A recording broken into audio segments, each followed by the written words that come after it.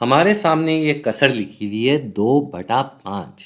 तो सबसे पहले हम समझ लेते हैं कि इस कसर का मतलब क्या है। इस कसर का मतलब ये है कि हमारे पास एक डब्बा है, ये एक पूरा डब्बा है और ये जो नीचे नंबर 5 लिखा है इसका मतलब है कि इस डब्बे के 5 बराबर हिस्से हो चुके हैं। ये 1, 2, 3, 4 और 5। अब जो ये ऊपर 2 लिखा हुआ है इसका मतलब ये है कि इन 5 में से 2 हिस्से भर दिए गए हैं या चुन लिए गए हैं, तभी ये 2/5 बन रहा है।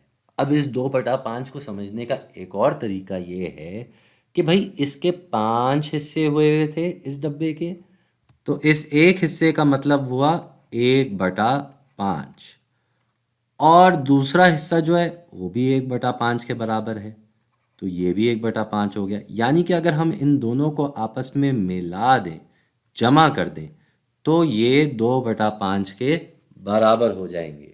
दूसरा तरीका इसको समझने का ये है कि एक हिस्सा है 1/5, एक हिस्सा है, ये एक हिस्सा 1/5 है और ऐसे 2 हिस्से, यानी कि हम इसको अगर 1/5 को 2 से ज़र्ब दें तो भी ये 2/5 के बराबर ही होगा।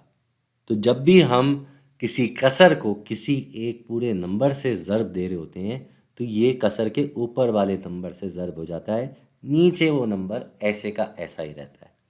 तो 2 को जब हमने 1/5 से ज़र्ब दिया तो वो 2/5 बन गया। अब इसी बात को अगर हम आगे लेकर चलें कि हमारे पास यही कसर दोबारा लिख दी जाए कि ऊपर आ गया 2 और नीचे आ गया 5।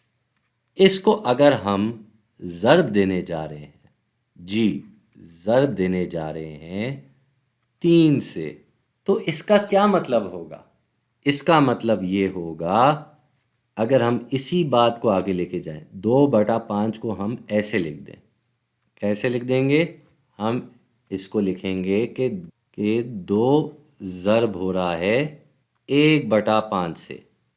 इसको हम उसी जर्द रंग में लिख देते हैं, 1/5 से ज़र्ब हो रहा है और ये पूरी चीज़ मज़ीद ज़र्ब हो रही है 3 से, 3 नंबर से ये चीज़ ज़र्ब हो रही है। तो ये कैसे होगा? इसके लिए हम फिर से एक डब्बा अपने सामने ले आते हैं। ये हमारे सामने एक डब्बा आ गया है और इसके 5 हिस्से हो चुके हैं। ठीक है जी।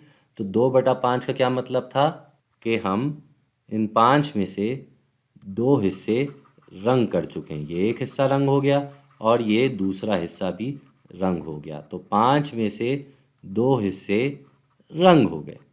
अब ऐसे हमें 3 और चाहिए, ऐसे 3 और चाहिए, यानी कि इसको हम 2 से अगर ज़र्ब करें तो ये कितना हो जाएगा? ये हो जाएगा 6/5, 6/5। तो हमें ऐसे 6 हिस्से रंग करने होंगे, ऐसे 6 हिस्से रंग करने होंगे। तो हम शुरू कर देते हैं भाई, ये एक हमने कर दिया, ये हमने फिर से दूसरा हिस्सा रंग कर दिया, ये अभी 4 हिस्से हो गए और फिर हम इसको रंग करने जाएं तो ये 5वां हिस्सा। अब हम छठा हिस्सा कहाँ से लाएं भाई? हमें छठा हिस्सा लाने के लिए एक और ऐसा डब्बा लाना होगा, एक और ऐसा डब्बा लाना होगा, उसके 5 हिस्से होंगे, लेकिन उनमें से हमें एक हिस्सा चाहिए क्योंकि 5 हिस्से तो हमने पहले ऊपर रंग कर दिए। अब हमारे पास ये पूरे 6 हिस्से आ गए, ये 1, ये 2, ये 3, ये 4, ये 5 और ये 6। तो ये 6 हिस्से हमने जब रंग किए तो जाके ये 6/5 बना। अब मज़े की बात यहाँ पे क्या है, वो ये है कि ये 6/5 एक बेज़ाब्ता कसर है। यहाँ एक ऊपर वाला नंबर जो है वो नीचे वाले नंबर से बड़ा हो गया, यानी कि ये एक पूरे की हुदूद से बाहर चला गया। और यहाँ इसकी अक्कासी में भी हम देख सकते हैं कि एक डब्बे की हुदूद से हमें बाहर जाना पड़ा, हमें एक और डब्बा लाना पड़ा और उसका एक हिस्सा रंग करना पड़ा, जिससे ये 6/5 बन गया। तो उम्मीद करता हूँ कि इस तरीके से आपको थोड़ा बहुत समझ में आ गया होगा कि अगर एक कसर दी जाती है तो उसके ऊपर वाले नंबर का क्या मतलब होता है, नीचे वाले नंबर का क्या मतलब होता है, उसको किन मुख्तलिफ़ तरीक़ों से लिखा जा सकता है और उसके साथ मज़ीद क्या क्या किया जा सकता है। यही हिसाब की खूबसूरत बात है कि एक बात को समझने के लिए मुख्तलिफ़ अलग अलग तरीक़े होते हैं।